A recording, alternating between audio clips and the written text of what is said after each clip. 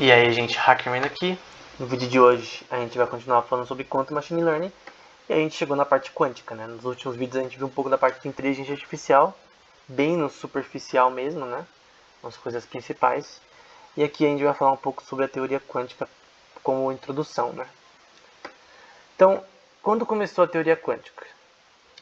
Uma coisa muito importante na teoria quântica também é o uso frequente das teorias de Maxwell, né? Das equações de Maxwell. E o outro eu não lembro, mas enfim, é uma coisa que não está aqui, né? Enfim, mas um dos caras que o cara que começou o estudo relacionado à física quântica foi o Max Planck. Não foi ele que começou o problema era chamado Black Body Radiation, ou o problema do corpo escuro, né? Que basicamente era um material, né? Que emitia um espectro de luz diferente quando aquecido, e ninguém conseguia responder isso. E ao estudar isso, Max Planck, né, até fala na história dele que ele estudava música, né? Não, estudava música quando era pequeno, e os pais deles eram músicos, né? Eles queriam que o Max Planck seguisse na carreira musical. Ele também, pelo que eu vi, ele também provavelmente tocava na igreja, algo assim, pela relação com a igreja luterana, se não me engano. E a questão é que ele não queria fazer música, né? Ele queria fazer física, né? Se inscreveu para física, os pais dele não ficaram tão felizes, mas enfim.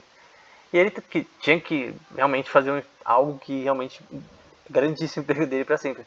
Muitas vezes, ao decorrer, principalmente do século XX, para você ser um físico, você tinha que ter, sabe, resultados, né? Para você conseguir um trabalho a longo prazo. E ele conseguiu.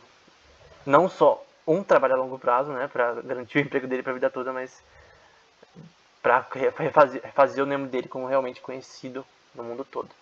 Então, Max Planck, na parte ali da esquerda, ele descobriu não sei como fala, não é variável que fala, ele descobriu uma fórmula para calcular, para não explicar por enquanto, mas para calcular a radiação emitida por esse corpo escuro, né? Que foi conhecida como a teoria da radiação.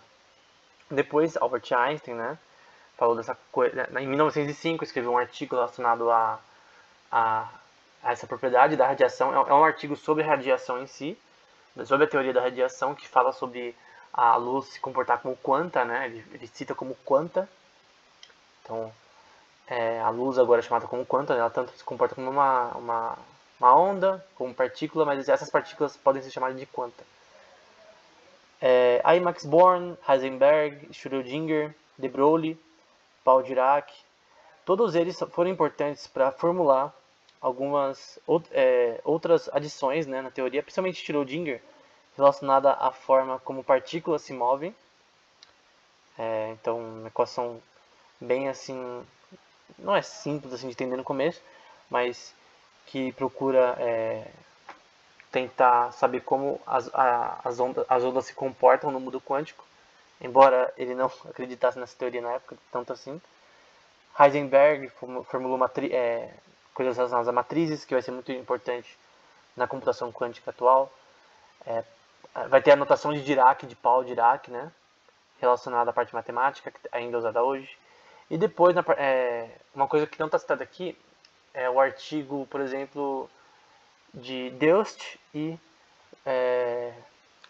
Richard Feynman, né, que escreveu até um artigo que a gente já leu no canal, no começo do canal, na playlist de computação quântica, que a gente leu um artigo do Richard Feynman que fala sobre isso, né? Sobre ele não foi o primeiro talvez, mas ele foi o que escreveu um artigo que deu a ideia de que a natureza, por natureza, o mundo é quântico, né? As propriedades que regem a luz e a forma que a química se comporta, seja nos nossos corpos, seja em plantas, por enquanto não naquela época, né? Eu citei um artigo mais recente, mas toda a estrutura molecular da vida, ela, de certa forma, tem propriedades quânticas, tanto na luz quanto na parte química. E a questão é que ele citou essa questão, a gente só pode simular o mundo da forma correta se a gente usar a computação quântica, porque a gente precisa de um computador que usa por design um sistema que tenha o mesmo design da natureza. O mesmo design que é da luz, o mesmo design que é comportado na química, enfim. E Deus também começou, Joza, Peter Shor escreveu um algoritmo que muitos falam que um dia vai conseguir quebrar todas as criptografias do mundo, mas isso não é tão verdade. Grover também escreveu um algoritmo também de pesquisa também, usando também algoritmos, no caso, para rodar em computadores quânticos no futuro. Por enquanto também ainda não faz tanta coisa. Mas cada vez mais a pesquisa em computação quântica foi aumentando.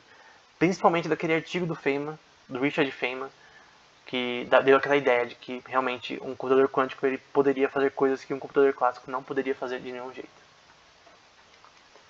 Então, o que você tem que lembrar aqui, Max Planck foi o primeiro na teoria da radiação, o Schrödinger relacionado à forma que as partículas se movem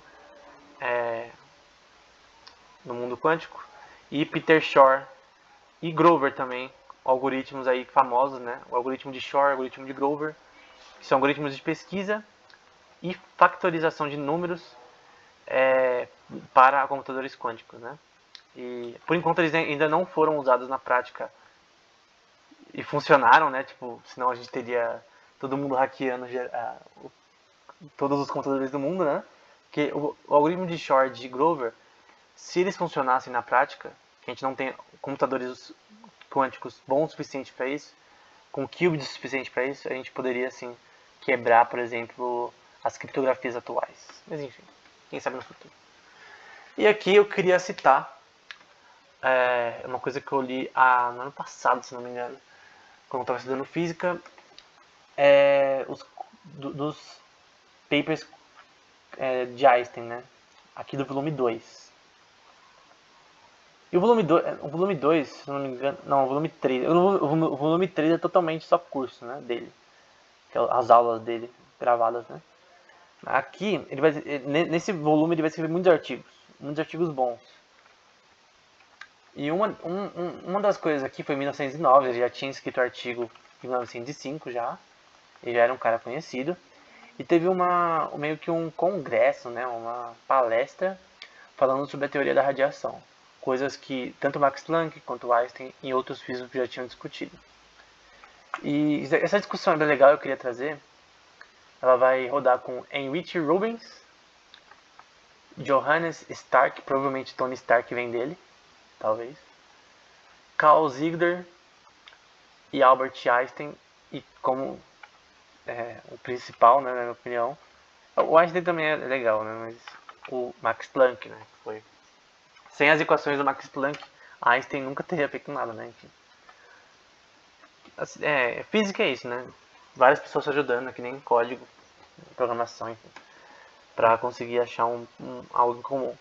Então a questão é que essa discussão que eles vão ter, que foi gravada nessa discussão aqui, que eu vou falar no próximo vídeo para não ficar muito grande, porque eu não vou ficar lendo tudo, né, só as partes mais importantes, que eles discutem sobre radiação. A primeira vez que eu li, eu nunca tinha visto falar dessa palestra, né, dessa discussão.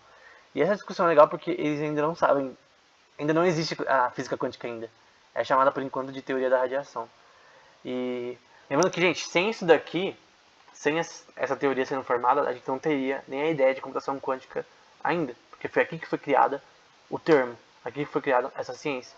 Então é importante a gente saber da base do que a gente está aprendendo, para a gente entender também o futuro. Então, eu não vou explicar com detalhes todos os assuntos sobre física quântica, até porque, mesmo eu fiz cursos no assunto, mas eu não sou nenhum expert, né? Você quer uma expert, vai ver os vídeos da Física e Afins, que ela explica muito bem sobre esse assunto. A doutora do Física e Afins, que é o canal no YouTube. Mas enfim, é um canal muito bom, por sinal. No próximo vídeo a gente vai ver um pouco mais dessa discussão que eu acho importante para esse tema. Então, até mais.